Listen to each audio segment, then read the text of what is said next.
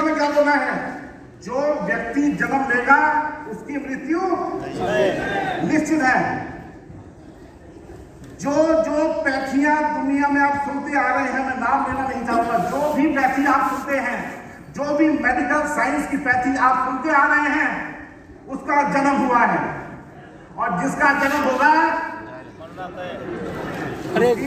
मृत्यु होगी। वाह जी वाह, कमाल। और जिसका जन्म ही नहीं हुआ है तो मृत्यु क्या हो? वो जन्मा है, सत्य है, सनातन है और हमेशा पूर्ण ज्ञान है, और वो ज्ञान है आयुर्वेद।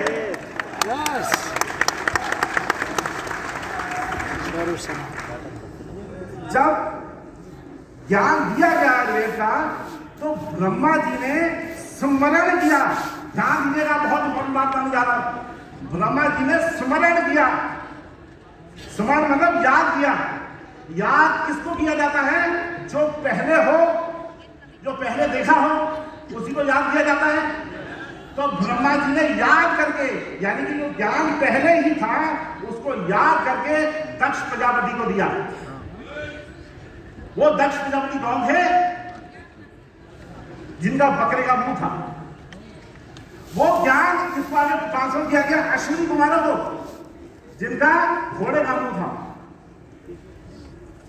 साइंस इतनी विकसित थी उस समय आयुर्वेद की कि इंसान के धड़ पे हाथी का सिर लगा दिया जाता था। क्या आज ये पॉसिबल है? नहीं। इसलिए जो आयुर्वेद है वो सत्य सनातन है, पहले भी था, आज भी है और आगे भी रहेगा।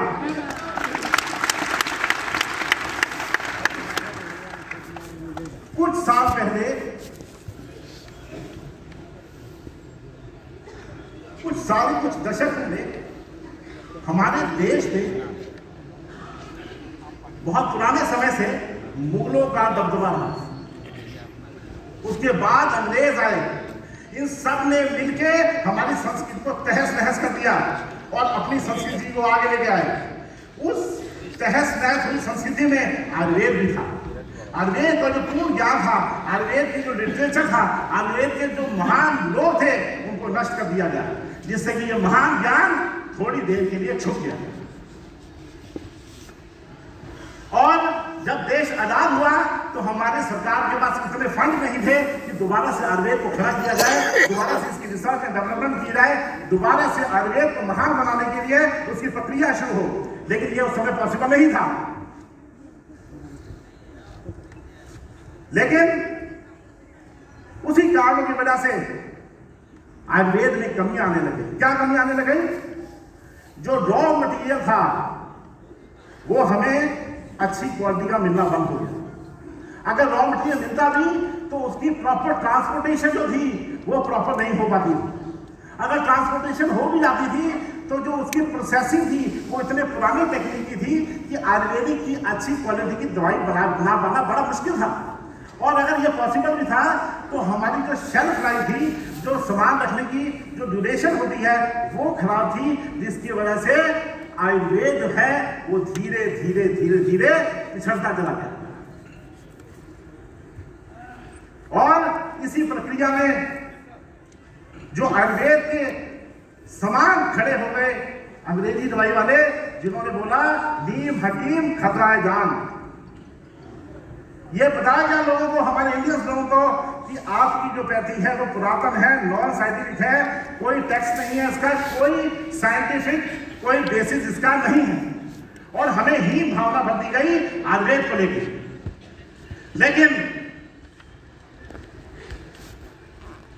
एक व्यक्ति ने यह पहचाना कि आयुर्वेद की कमियां क्या हैं और आयुर्वेद में पावर क्या है, किस लेवल का आयुर्वेद है, कहां तक जा सकता है, विश्व गुरु बन सकता है। इसी आयुर्वेद को लेकर एक व्यक्ति ने पहचाना और उसने क्या किया? रॉ मटेरियल सही तरीके से उसकी प्रिक्योरमेंट शुरू की, उसकी ट्रांसपोर्टेशन बहुत अच्छी क्वालिटी की, जो प्रोसेसिंग थी वो इंटरनेशनल लेवल की थी, जो पैकिंग थी वो वर्ल्ड क्लास लेवल की थी, जो अवेलेबिलिटी थी वो पूरी इंडिया में, पूरी दुनिया में कराने की कोशिश की गई। और ये डेवलपमेंट करने के बाद आयुर्वेद दोबारा से चढ़ाई करने लग गया, दोबारा से विश्वास बढ़ाने लग गया, दोबारा से अपने गौरव को पाने लग गया। और उस व्यक्ति का नाम मैं बताना चाहूंगा आपको, दानवीर, कर्मयोगी, युग पुरुष, धीरों के धीर, हमारे अपने डॉक्टर अशोक भाटिया।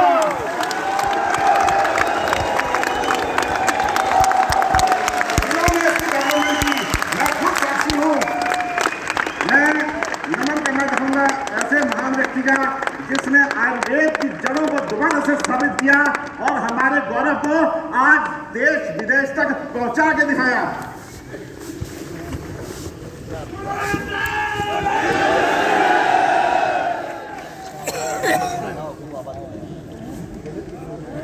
आयुर्वेद और आईएमसी में कोई अंतर नहीं है। ठीक सुना आप लोगों ने, आयुर्वेद और आईएमसी में कोई अंतर नहीं है। आयुर्वेद को बहुत ही ब्यूटीफुल तरीके से आईएमसी ने समझा और समझने की जरूरत क्या है। आयुर्वेद अपने आप में पूर्ण ज्ञान है। मैं आपको अभी प्रूफ कर देता हूं। मान लीजिए मैं भी एक पिन लूं और अपने हाथ में मारूं, खून निकलने लग जाएगा? हाँ जी हाँ। अभी खून रुक रहा होगा, मैंने फिर उसको दबा दूंगा, फिर खून निकलने लग जाएगा। फिर 2 मिनट के बाद फिर दबा दूंगा, फिर खून निकलेगा। ये खून तब तक निकलता रहेगा जब तक मैं उसको हर 1 मिनट में दबाता रहूंगा। लेकिन अगर उसको 5 मिनट में छोड़ दूं, उसके बाद में कितना भी दबाऊंगा तो खून नहीं निकलेगा। तो ये आयुर्वेद एकदम सिंपल साइंस है। हमारी बॉडी सारा ब्रह्मांड का ज्ञान अर्जित करके बैठी है। यहाँ पिन मारा, बॉडी को कैसे पता चल गया कहाँ पिन लगा है, कहाँ से खून निकल रहा है, कैसे रोकना है, सब कुछ बॉडी को पता है। बॉडी को पूरा ज्ञान है कि मेरे में क्या रोग लग गया है, उसको कैसे ठीक करना है, ये सब ऑलरेडी बॉडी को पता है। बस उंगली करना छोड़ दो, बॉडी ठीक है।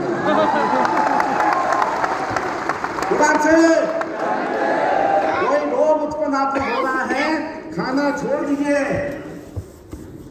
जो चीज रोग उत्पन्न कर रही है उसको छोड़ दीजिए, बॉडी को समय दीजिए। कैंसर का बाप की बॉडी ठीक कर लेगी।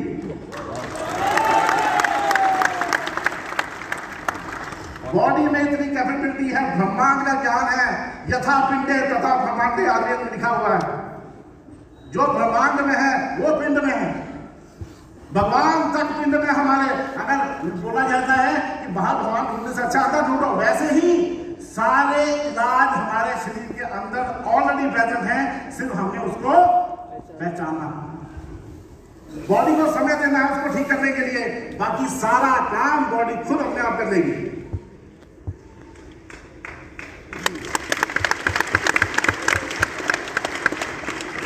मैंने पहले बताया आपको आईएमसी और आयुर्वेद में कोई अंतर नहीं। क्यों अंतर नहीं है? चलिए इसके बारे में थोड़ी देर में बात करते हैं। पहले ये बताइए, हम साइंस की बात कर रहे हैं, हम बॉडी की साइंस की बात कर रहे हैं, हम मेडिकल साइंस की बात कर रहे हैं, तो ये तो पता होना चाहिए कौन स्वस्थ है कौन नहीं। तो स्वस्थ कौन है हमें? कोई आप में से है जो स्वस्थ है? कोई है स्वस्थ, हेल्दी है कोई? अगर आपको यही नहीं पता तो हेल्दी कौन है, तो रोगी का कैसे पता लगाएंगे और कैसे उसका इलाज करेंगे? पहले ये पता होना चाहिए कौन हेल्दी है, उसके बाद पता चलेगा कौन अनहेल्दी है। तो हेल्दी की कोई परिभाषा है क्या? क्या है परिभाषा?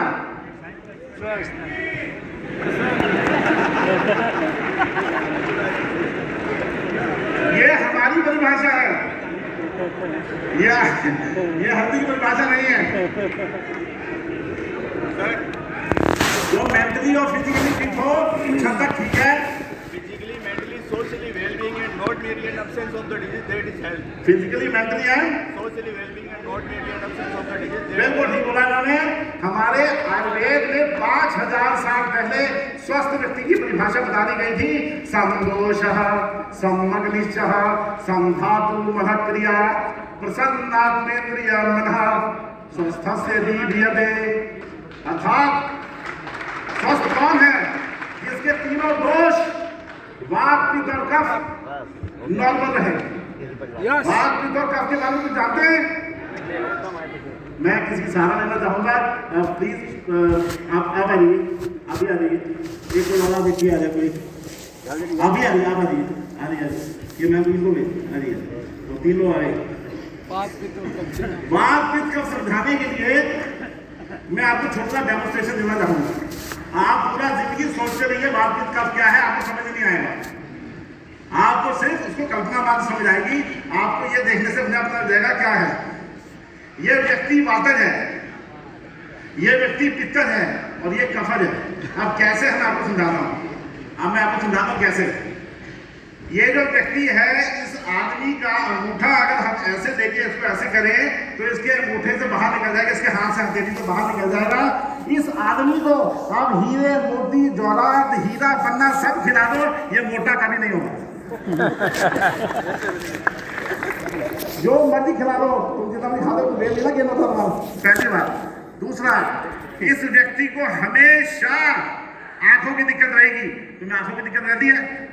तीसरा, इसको हमेशा पेट की गैस, बदहजमी और एसिडिटी रहेगी। ये वातज व्यक्ति है, काम करने में इससे कोई आगे नहीं। जहां मर्जी भेज दो, अभी बोलोगे अभी कहीं और चला देगा, अभी बोलो कहीं और चला देगा, पूरी तरह एक्टिव रहेगा। लेकिन चर्बी नहीं जलेगी। क्यों? इनके एडिपोज टिश्यू नहीं होते जिसमें फैट जाके जमा होता है। दूसरा क्या? पित्तज। पित्तज लोगों का फैटी, लीवर हमेशा फैटी रहेगा। खाने पीने के शौकीन रहेंगे, पेट भारी रहेगा, गैस बनेगी, एसिडिटी होगी, बदहजमी होगी और सिर भारी रहेगा। हाँ कि ना? ठीक है, बराबर पहुंच भी गए सब। धीरे धीरे ट्रेनिंग करने के बाद इतनी पावर आ जाएगी, सामने से निकलेगा तो बता दो भैया ये बीमारी है तुम्हें।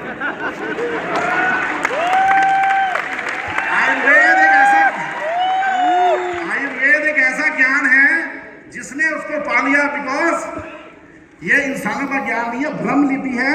जो भक्त होता है वो भगवान से बड़ा होता है। वैसे ही भगवान के जो शब्द होते हैं, भगवान के जो लेख होते हैं, भगवान का जो शास्त्र होता है, वो भगवान से बड़ा होता है। इसलिए उस भगवान की लिपि को जो पढ़ता है, जो समझता है, वो ईश्वर तुल्य हो जाता है। खुद तो इंप्रूव करता ही है, जिसको छूता है वो इंप्रूव हो जाता है। यस ये पित्तज है, कफज है। कब अब इनको कोई टेंशन नहीं दुनिया की। चल दुनिया में आग लगे, हम टेंशन फ्री, मस्त राम मस्ती में, आग लगे मस्ती में।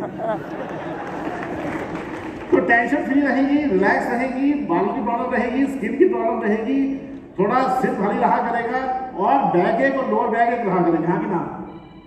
एसिडिटी रहती है, आपको पेट भारी रहता है, कमर दर्द हो जाता है, मन ठीक रहता है, खुश रहता है। बस ये आनंद में रहेंगी पूरी जिंदगी, क्योंकि कफ दोष है और इनका चाहने के बाद भी वेट जल्दी जल्दी कम नहीं होगा। ये कफ की पहचान है। इसलिए आपको ज्यादा सोचने की जरूरत नहीं है। जो लीन एंड थिन नजर आए, जिसके पीठ के दोनों हड्डियों के बीच में हवा खाली नजर आए, जो आदमी का पेट छूने पे टाइट लगे और कंधे मजबूत हो, वो पित्तज। और जो जिसका जो शरीर है कंधे से बड़ा हो रहा है, वो कफज। खत्म। ओके, क्लियर है? उड़ान से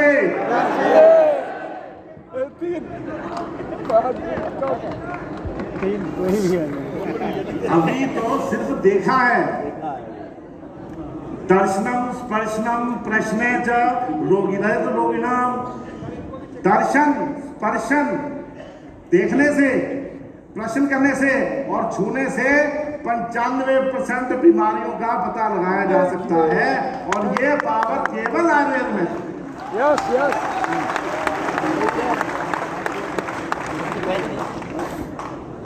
आयुर्वेद का रियल मीनिंग और उसका जो मेन एम है, वो अभी तक आपको क्लियर नहीं है। और ये आज यहाँ से क्लियर करके जाना सबसे ज्यादा इंपॉर्टेंट है।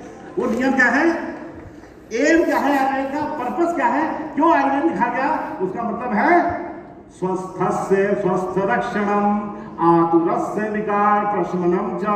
रिपीट, स्वस्थस्य स्वस्थ रक्षणम आतुरस्य विकार प्रशमनम च। मतलब जो व्यक्ति स्वस्थ है उसके स्वास्थ्य को मेंटेन रखना, उसके स्वास्थ्य को बनाए रखना, उसको हेल्थी स्टेट में बनाए रखना ही आयुर्वेद का सबसे मेन प्रयोजन है। इस ब्रह्मांड में कोई पैथी ऐसी नहीं है जो स्वस्थ व्यक्ति को स्वस्थ रखने का कोई भी चीज लिखा हो कहीं पे।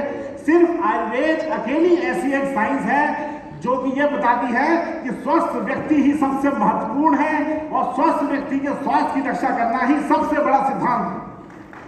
Only science in the world। स्वस्थ से स्वस्थ रक्षणम, ये हमारा पहला नाम है। तो आयुर्वेद में स्वस्थ रहने का क्या तरीका बताया हुआ है? उन्होंने बताया है कि आप रसायन मतलब वो चीजें जिसको हम लोग आजकल एंटीऑक्सीडेंट बोलते हैं। रसायन कौन कौन से आयुर्वेद में? पिपली वर्धमान रसायन, ब्रह्म रसायन, च्यवनप्राश रसायन, अमलकी रसायन, ऐसे बहुत सारे रसायन है आयुर्वेद में जिसका पूर्ण विवरण है। इतनी मोटी किताब इसके ऊपर लिखी हुई है सिर्फ रसायन के ऊपर कि किसको कैसे हमेशा हेल्थी बनाए रखना है। इतना मजबूत अपने आप को बना लो कि कोई बीमारी किसी का कुछ बिगाड़ ना सके। इसका सबसे बड़ा उदाहरण हमारा अचार है। अचार खाया सबने? अभी खा गया लगता। अचार जो है इसका सबसे बड़ा रसायन है, सबसे बड़ा एग्जाम्पल है। एक अचार जो तेल मसाले, आयुर्वेदिक रूपी तेल मसाले में डूबा रहता है, जितना मर्जी वायरस आ जाए, बैक्टीरिया आ जाए, धूप आ जाए, आंधी आ जाए, तूफान आ जाए, किसी का फंगस आ जाए, कुछ भी आ जाए, अचार का कुछ नहीं बिगड़ता।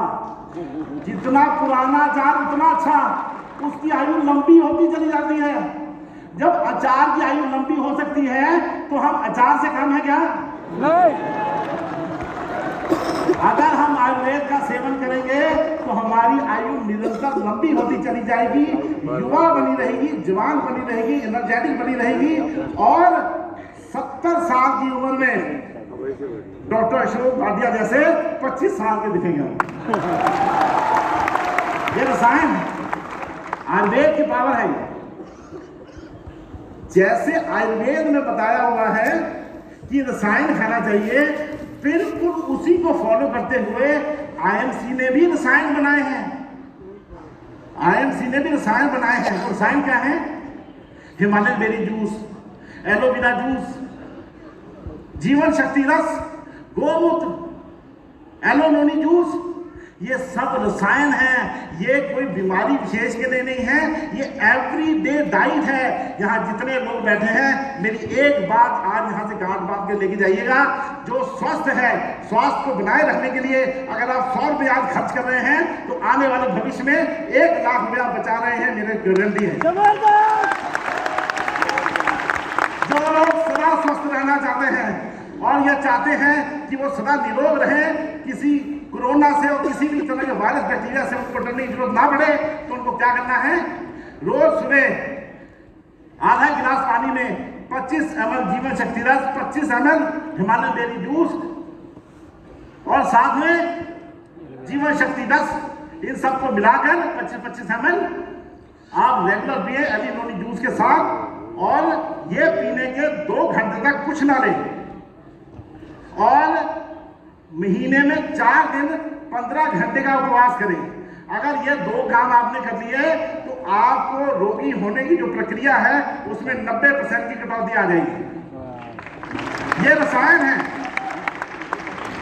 तो जैसे आयुर्वेद पहले स्वस्थ व्यक्ति को स्वस्थ रखने के लिए रसायन की बात करता है, बिल्कुल वैसे ही आईएमसी स्वस्थ रहने के लिए रसायन की बात करता है।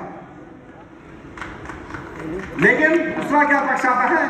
आतुरस्य विकार प्रशमनम, यानी जो रोगी हो चुका है, किसी को गोड्डे का दर्द हो गया है, किसी को कमर का दर्द हो गया है, किसी को पेट में गैस बन गई है, किसी का लीवर बड़ा हो गया है, किसी की किडनी में पथरी आ गई है, अगर वो रोगी बन गया है तो उसको ठीक करने के लिए आयुर्वेद में बहुत सारी दवाइयां हैं।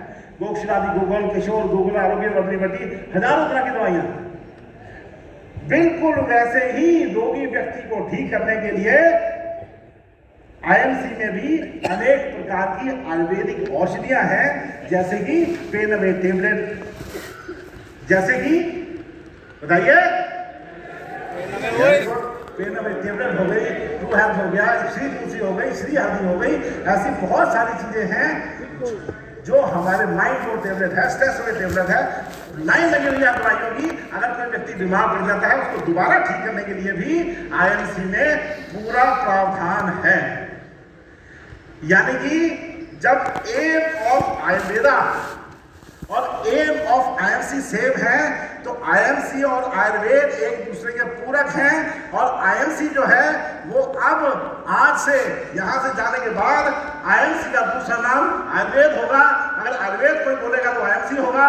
इस बात को पूरी तरह जन जन तक फैलाना आपका काम है। जिस प्रकार राधा कृष्ण को अलग नहीं किया जा सकता, जिस प्रकार गौरी शंकर को अलग नहीं किया जा सकता, जिस प्रकार सीता और राम को अलग नहीं किया जा सकता, बिल्कुल उसी प्रकार आईएमसी और आयुर्वेद को अलग नहीं किया जा सकता।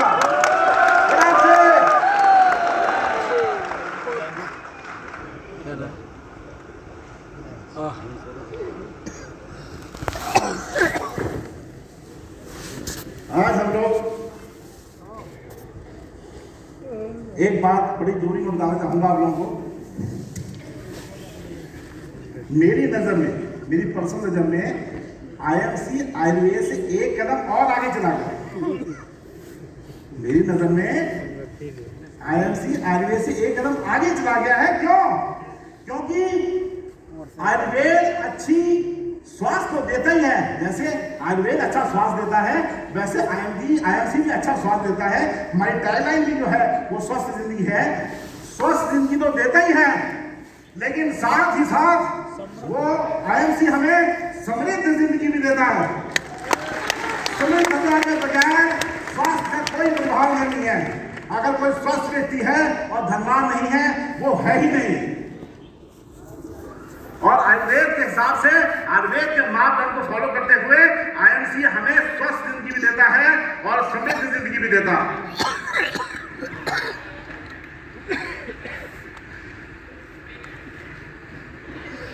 तो आज से ये आप सब लोग अच्छी तरह याद रखिएगा, आयुर्वेद और आईएमसी में कोई फर्क नहीं है। जैसे अगर कोई टूथपेस्ट मांगने दुकान पे जाता है तो कोलगेट बोलता है, तो कोलगेट समझ जाता है जैसे टूथपेस्ट मांग रहा है। अगर कोई व्यक्ति आगे से कोई भी चीज आयुर्वेद की उसको चाहिए हो और वो किसी के पास जाए तो श्री तुलसी, श्री हल्दी, पेन अवे, गिलोय, ट्रू हेल्थ ऐसी दवाइयां मांगे, कोई और चीज मांगे ही ना। ये हम लोग की जिम्मेदारी बनती है।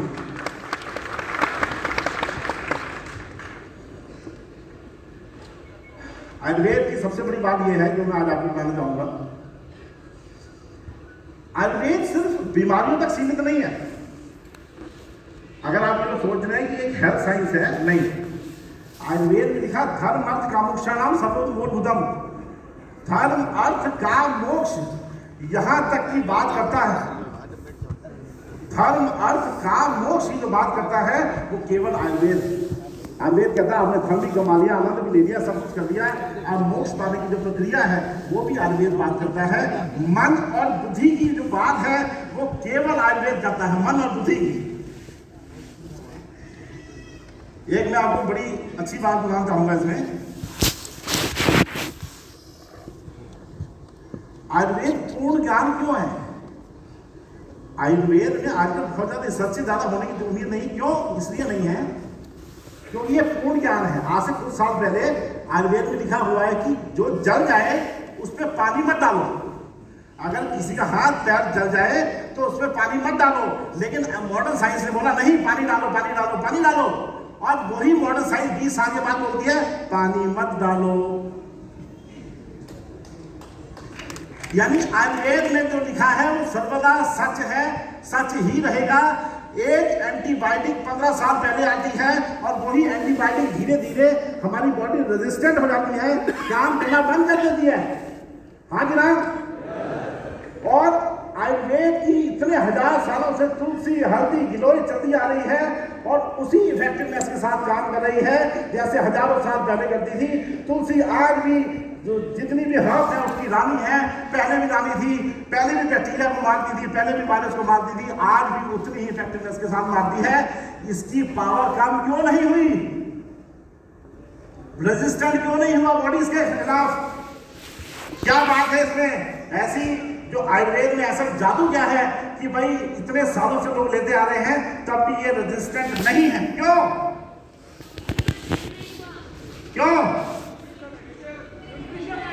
ध्यान से सुनिए, हमारा देश अहिंसावादी है। क्या है? अहिंसावादी। जो बैक्टीरिया है, जो एंटीबायोटिक है, वो जब हम खाते हैं वो सीधा जाके बैक्टीरिया को मारती है, किल कर देती है, उसको अटैक कर देती है, उसको मार देती है। कुछ देर तक वो बैक्टीरिया मरता है, उसके बाद उसके खिलाफ खड़ा हो जाता है, और वही बैक्टीरिया जो एंटीबायोटिक बड़ी कुशलता से मार रही थी अब उसको मार नहीं पाती। लेकिन आयुर्वेदिक दवाइयां क्या करती हैं? सुनिए, हर एक माइक्रो ऑर्गेनिज्म, चाहे वो बैक्टीरिया हो, वायरस हो, फंगस हो, उसका एक मरने का पीरियड होता है। जैसे हमारा 70-80 साल है, वैसे बैक्टीरिया का होता है 2 दिन, 4 दिन, 6 दिन, 10 दिन। ये हमारी दवाइयां क्या करती हैं? उस बैक्टीरिया वायरस के आले दुआले घेरा बना देती हैं, उसका खाना पानी बंद कर देती हैं, और जितनी उसकी उम्र होती है उतनी देर तक वो जीता है, उसके बाद मर जाता है। कभी कोई बैक्टीरिया वायरस आज तक आयुर्वेदिक दवाइयों के खिलाफ रेजिस्टेंट नहीं हुआ। इसलिए यह पूर्ण ज्ञान है, जितना इफेक्टिवनेस पहले थी उतनी ही आगे भी रहेगी। आयुर्वेद में 5000 साल पहले लिखा हुआ है कि सबसे बड़ा रसायन आंवला है। इतनी रिसर्चें हुई, इतनी साइंस आगे गई, लेकिन आंवले से बड़ा आज तक कोई भी एंटीऑक्सीडेंट नहीं आया और ना ही आएगा। आंवला एक दिव्य फ्रूट है। आंवला इतना महान क्यों है? कोई बता सकता है? इतना बड़ा एंटीऑक्सीडेंट क्यों है? इसको सर्व औषधि में सबसे बड़ा रसायन क्यों बोला गया है? कोई बता सकता है? जी, विटामिन सी तो हिमालय देवी में बहुत ज्यादा है, लेकिन एंटीऑक्सीडेंट प्रॉपर्टी सबसे ज्यादा आंवला में है। क्यों? प्रॉपर्टी चेंज नहीं करता है। आंवले का विटामिन सी किसी भी हाल में लूज नहीं होता।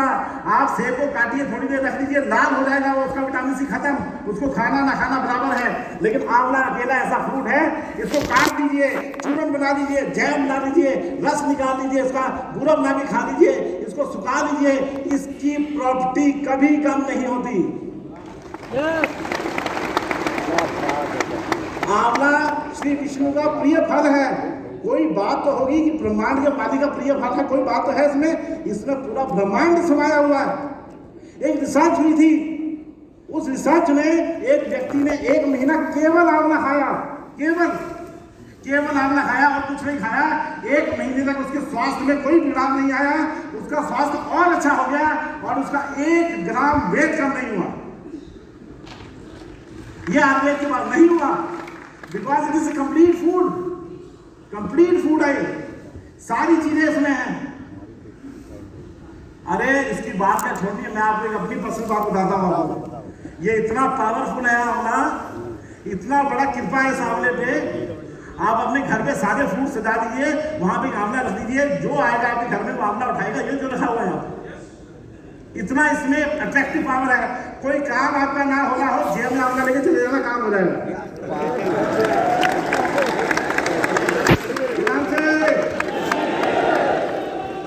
हर एक आयुर्वेदिक दवाई का दिव्य प्रभाव है, हर एक आयुर्वेदिक दवाई का दिव्य प्रभाव है। और इसका सबसे बड़ा एग्जाम्पल ये है, आप लोग जो तुलसी यूज करते हैं उसके गुण गिनाने शुरू करिए। मुझे गुण गिनाइए तुलसी के। किस लिए यूज होता है तुलसी किस लिए यूज होता है? बताओ क्या करके। एंटीबैक्टीरियल है, एंटीवायरल है, 200 बीमारियों में काम आता है, और दर्द दूर करती है, पेट की गैस कम करती है, और जितनी चीजें आप लोगों ने बताई है बिल्कुल ठीक है। लेकिन एक ऐसी बात जो मैं आज आपको बताने जा रहा हूं, दुनिया का सबसे बड़ा मूड स्टेबलाइजर तुलसी है। Mood stabiliser. किसी को डिप्रेशन है, टेंशन है, घबराहट है, उसको 2 मूड पिला दो, अगर उसका सुधार नहीं होता मैं डॉक्टरी छोड़ दूंगा। मेद रसायन है, मेद रसायन। सबसे बड़ा नेत्र रसायन है ये, तुरंत काम करता है, सेकंड में काम करता है। सत्य प्राण देह करता, सत्य प्राण देह तुरंत एनर्जी देता है, तुरंत इम्यूनिटी देता है, तुरंत ताकत देता है। इसलिए तुलसी को सारी दवाइयों का रानी बोला जाता है।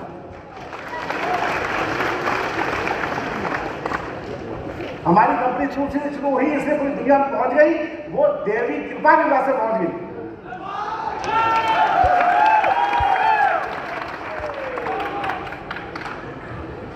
हर एक आयुर्वेदिक दवाई ब्रेन पे काम करती है। विदेशों में जितने मानसिक रोगी है भरे पड़े हैं, हाँ जी ना, भरे पड़े हैं। एक मानसिक रोगी साइकेट्रिस्ट के पास जाता है, मनोविज्ञान रोगी के पास जाता है। एक मनोवैज्ञानिक व्यक्ति एक साइकेट्रिस्ट के पास जाता है, और वो वही साइकेट्रिस्ट किसी और साइकेट्रिस्ट के पास जाता है, फिर भी इलाज नहीं होता। क्यों? क्योंकि जो मन है, मन के ऊपर कोई दवा काम नहीं कर सकती। आप ब्रेन को तो सुला सकते हो दवाई देके, मन को आप हिला नहीं सकते दवाई देके। मन को केवल आयुर्वेदिक दवाई ही आनंद दे सकती है। आयुर्वेद में ब्रह्मी, शंकुष्मी, जटामासी, जो हमारी माइंड बोर्ड टेबलेट में लिखा हुआ है, अगर किसी व्यक्ति को अवसाद है और वो 6 महीने माइंड बोर्ड और स्ट्रेस में टेबलेट खा ले, तो भगवान की ऐसी कृपा होगी उस पर कि कितना ही पुराना उसका मनोरोग हो, बेहतर होता ही चला जाएगा। ध्यान से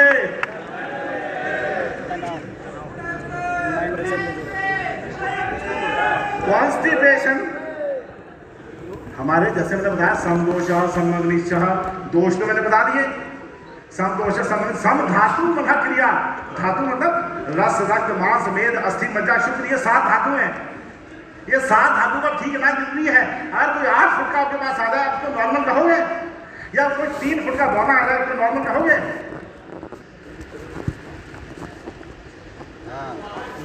अच्छा, ऊपर है, ऊपर तो जितनी धातुएं हैं वो पूरी होनी चाहिए।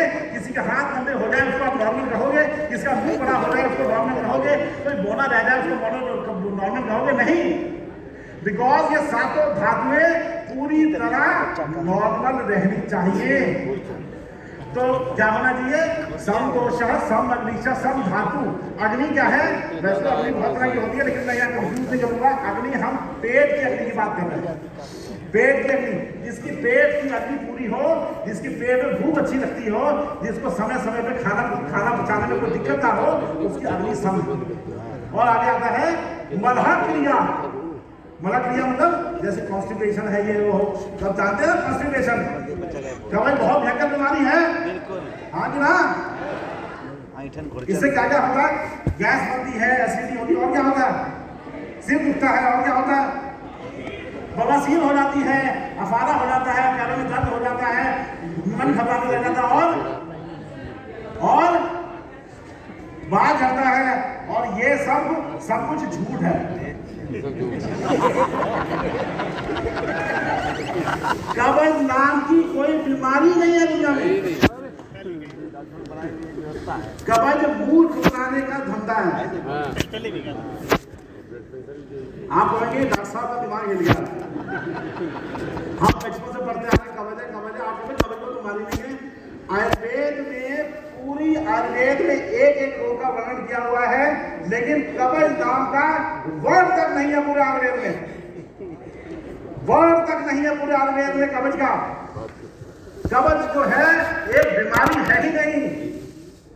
मैं इसको प्रूफ करता हूं आपको। अभी यहाँ जितने लोग बैठे हैं उनमें से कभी किसने सुना है उस फलाने आदमी को 4 दिन से कब्ज थी, मर गया? वो सुना है? जो बीमारी मार ही नहीं सकती किसी को, वो बीमारी किस बात की?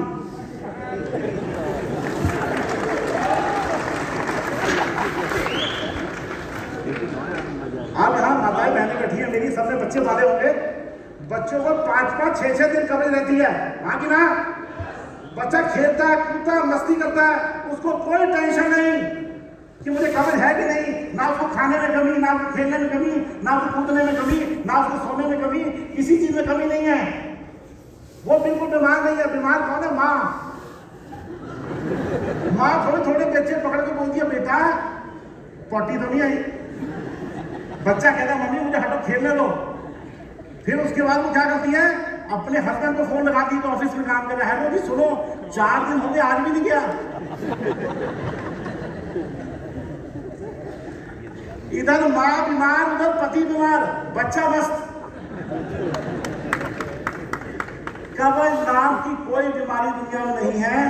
कब्ज एक लाइफस्टाइल डिसऑर्डर है। अगर आप गाजर खाएं, मूली खाएं, आप एलोवेरा जूस पिए, हिमालय बेरी जूस पिए, एलो संजीवनी जूस पिए, आप रेगुलर जो है नेचुरल ओमेगा कैप्सूल है, और आप जो तेलीय पदार्थ है उसका ज़्यादा सेवन करें, घृत का सेवन करें, तो कब्ज हो ही नहीं सकती। कब्ज कोई बीमारी नहीं। आज से जब किसी को कब्ज कोई वर्ड लेके आए तो समझ लेना कहीं ना कहीं दिमागी तौर पर उसको गड़बड़। मान लो कभी भी आजमा के देख लेना, जो आदमी रोज रोज रोज कब्ज बोलेगा ना, कब्ज है, उसको कहीं ना कहीं मेंटल डिसऑर्डर होगा ही। उसको क्या देना है? स्ट्रेस है भाई। उसको खाने के लिए देना है, खाने पीने के लिए खिला दो, ठीक हो जाएगा। अगर फिर भी जरूरत है तो एलो संजीवनी रेगुलर देना है, और फ्रेश मॉर्निंग टेबलेट रेगुलर देना है। खाना खाने के तुरंत बाद एलो संजीवनी जो है वो खाना खाने से पहले अगर आप ये रेगुलर देंगे तो आपको कब्ज होने के चांसेस बहुत कम हो जाएंगे।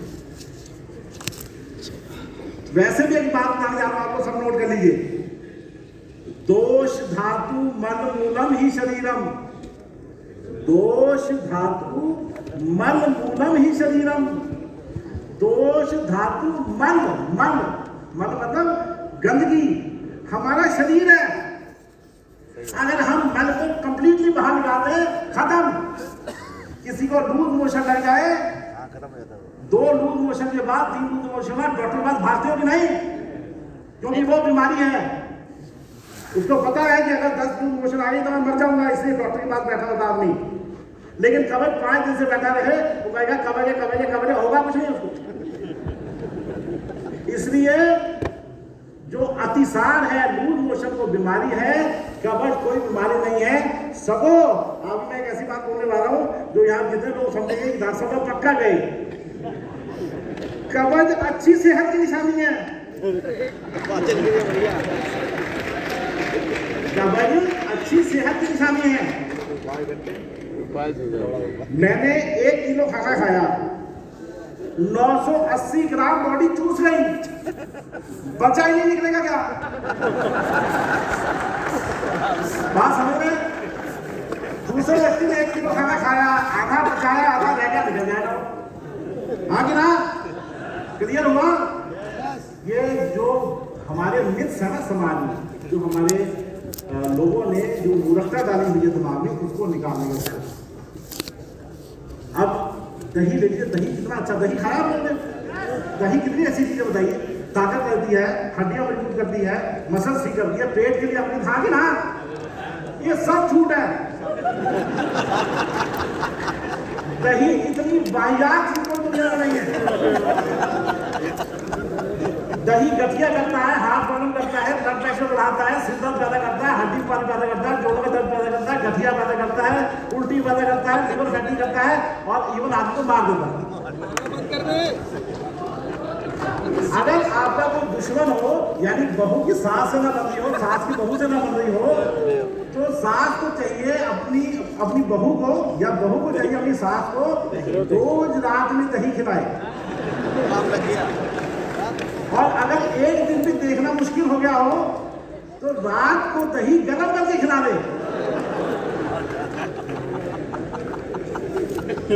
जल्दी अच्छी न्यूज मिल जाएगी। इसलिए जो दही है वो कोई गुण नहीं है, उसका कोई फायदा नहीं है, फालतू की बातें बनाई हुई है, कैल्शियम है, ये है, वो है,